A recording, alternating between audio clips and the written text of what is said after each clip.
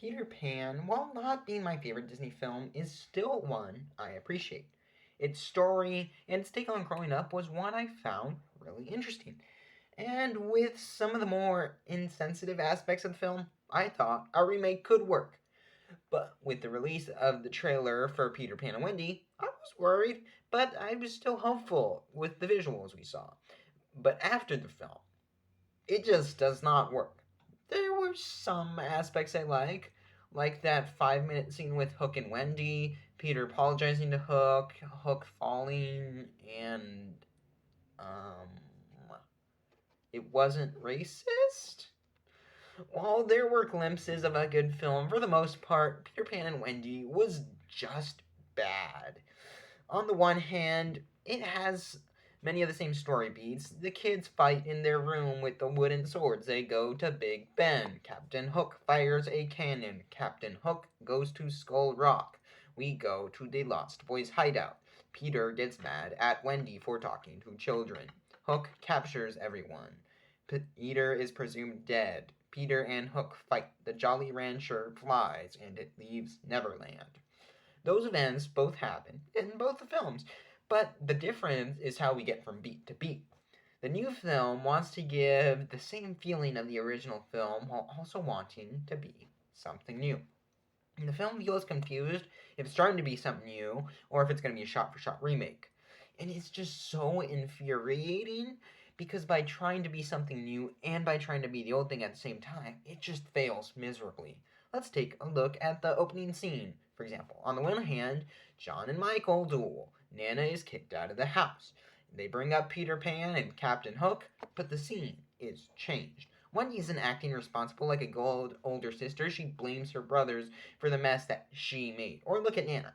Nana isn't kicked out for any good reason in the new movie. In the original, the angry father blows up because the dog supposedly causes a mess, and everyone is like, oh, poor Nana and not poor dad.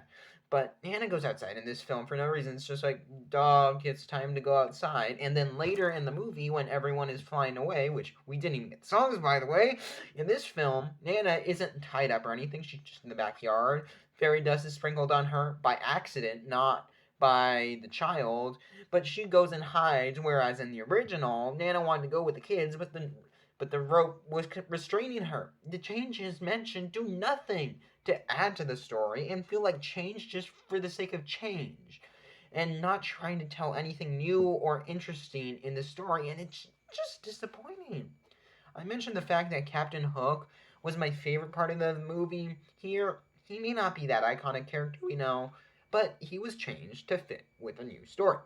He is the one part of the film that works because there was a reason to change him. In the trailer, for example, when we saw Tiger Lily, I was excited because I thought we could explore the natives in a more progressive way. But once again, her inclusion adds nothing to the story, and if anything, worsens my enjoyment by taunting me because I thought, they might do something interesting with her.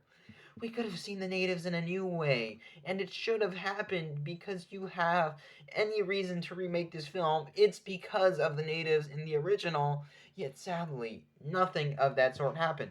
And speaking of the natives and just the world of Neverland, it just feels boring in this film. It doesn't work.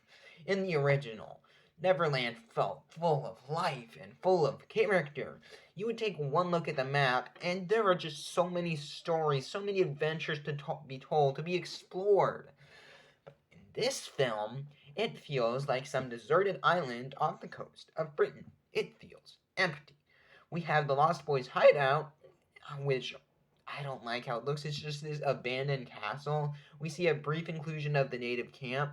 That's all the life we see on the island. Give me a gut punch when Wendy said Neverland. It's better than I could have imagined, Peter.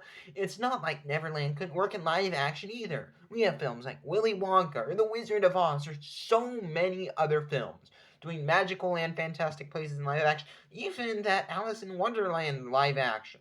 But this film captures none of the magic in the original. It is so annoying Because you can easily fix this problem by showing a map of Neverland, just adding things on there so we just mentally think, okay, maybe there's something here. You could have added mermaids where Wendy crashed, just talking to her. Don't need to be main part of the story, just have them there. Fill up the location. Green screen a rainbow in the sky or whatever you do to do it. And with Neverland being such a central part of the story, so important for the tale to work because this is the mystical place where children don't grow up, it's just one of the worst mistakes they could have done. In addition, all of the characters' arc, bar one, which we've talked about, feel incomplete. I know there's supposed to be a sequel series to this film, but that does not give you the right to leave the story incomplete here. Tiger Lily had a story set up but never explored. Peter's story was just needing to deal with growing up. That was set up, but it was left unraveled at the end. And it isn't just that the arcs are incomplete, and some are just all over the place, like with Wendy.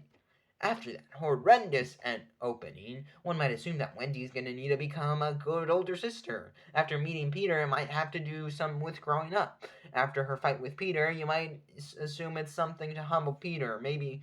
And then at the end, it's like she's gonna fall in love with Peter in the last 2 minutes.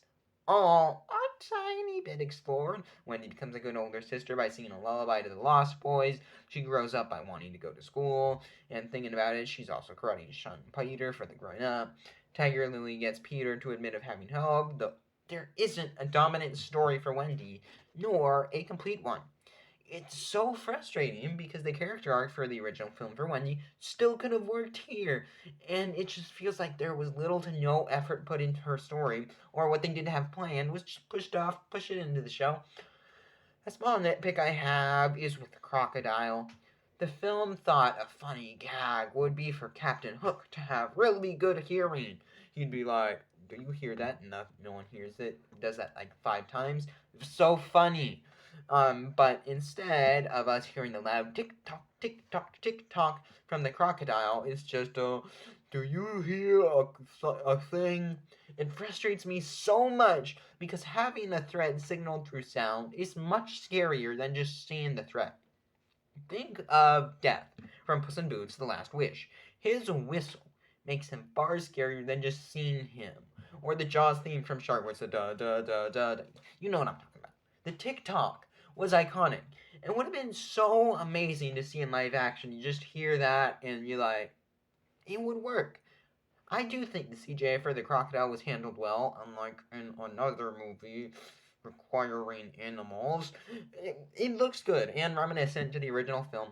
That was nice. Of course, the most hated change was the Lost Girl Boys. The line made me gag in the original trailer, and the extended scene in the film gave my family the bubonic plague. It is really bad. The inclusion of girls in the Lost Boys completely undermines the original film, and by being progressive, it is actually the complete opposite. Because in the original film, the reason there were no girls in the Lost Boys wasn't because the boys in the name, it's because girls are more mature than boys. Peter didn't want a friend or a new Lost Boy or just someone just to tell stories, but he wanted a maternal figure, and that's why he went to find Wendy. It makes females look mature. It gives them respect. Where here, it says, girls are also immature. It's funny, because in this film, by saying it doesn't matter that girls are in Lost Boys, implying that having boys in the name can be for both genders. What a better message than in the original! Peter Pan and Wendy, like all the other live action remakes, keeps me captivated. I'm attentive and normally enjoy most of it. Not because anything in the film is good. I enjoy watching it because it reminds me of the original and all its greatness. By changing everything for the worse, I began to appreciate the original film all the more for what they did good, where here it's bad. If you want to see what I like about the original Peter Pan, I did cover it a few months back in a video. You can check that out here. Make sure to comment your thoughts on Peter Pan and Wendy. Subscribe for more Disney videos, both positive and negative. Thank you for watching. I have been Fictional Fanatics, and until the next one, bye!